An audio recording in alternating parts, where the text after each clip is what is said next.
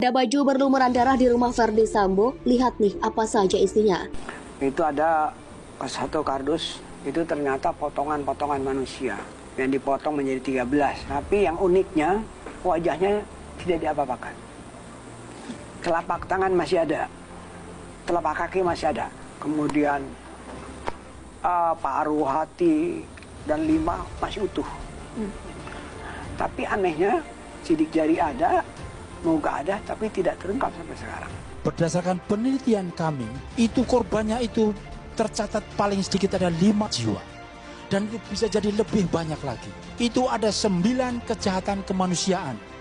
Ada persekusi, ada penculikan, ada pembunuhan. Karena itu saya terus terang saja sangat aneh dan saya pikir tidak mungkin.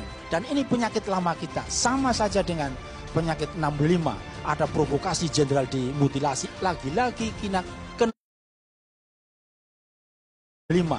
Ada provokasi jenderal dimutilasi. Lagi-lagi kena provokasi. Dan memang itu rekayasa terjadi pembunuhan. Sekali lagi teman-teman tolong jangan mudah terprovokasi. Dan apa kita masih terus gontok-gontokan ya. Sehingga menurut saya memang kasus Sambo ini adalah kasus yang sangat berat. Dan karena itu mungkin ya besar kemungkinan hakim memberikan hukuman seberat-berat. Pembunuhan ini sadis, sangat sadis. Apalagi status dia sebagai polisi dan memaksa orang lain ikut melakukannya. Hukuman mati ini buat Sambo ya, yang menginginkan hukuman mati itu 91%. Kemudian hukuman penjara seumur hidup 7%, hukuman 20 tahun penjara 1%, kemudian kurang dari 20 tahun penjara 1%. Bayangkan.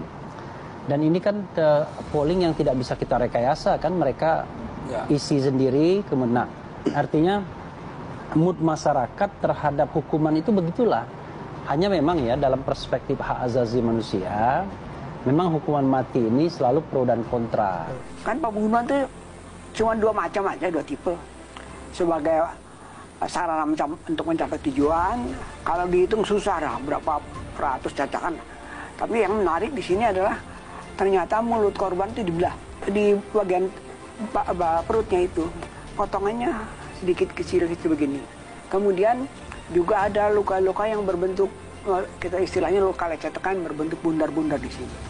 Kita periksa, ternyata di paha kanannya secara mikroskopik ditemukan reaksi radang tadi.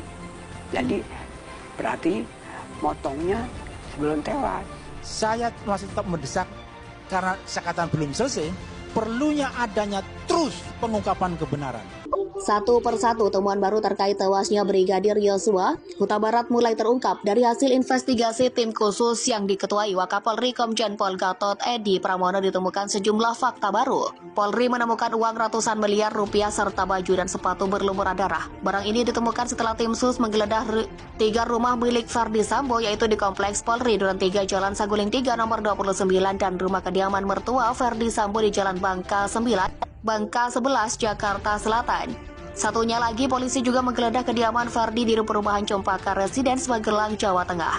Terkait uang ratusan miliar yang ditemukan di Bangka 11, tim sus masih menelusuri asal-usulnya, termasuk siapa pemilik duit tersebut, apakah milik Verdi Sambo atau milik siapa. Berdasarkan informasi yang dihimpun, uang yang ditemukan di rumah tersebut dalam bentuk pecahan dolar Singapura. Kadif Humas Polri Irjen Pol Dedy Prasetyo enggan mengomentari adanya temuan uang ratusan miliar tersebut. Menurutnya, saat ini tim sus fokus pada pembuktian kasus pembunuhan Brigadir J. Tak hanya uang, polisi juga menemukan baju dan sepatu milik Verdi Sambo di rumah Jalan Bangka 11 itu.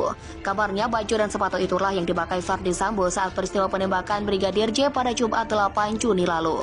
Di baju itu masih didapati lumuran darah, diduga itu adalah darah almarhum Brigadir J. Verdi Sambo disebut-sebut ikut menembak Brigadir J di bagian kepala sebanyak 2 kali.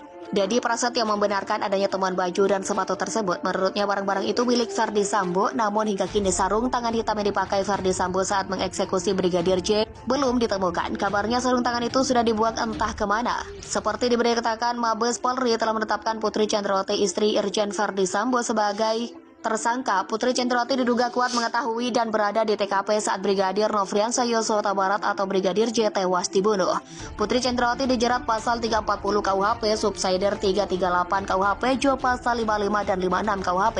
Pada hari ini saudari PC sebagai tersangka, kata Irwasu Mabes Polri Komjen Pol Agung Budi Marioto di Barreskrim Mabes Polri Jakarta Jumat.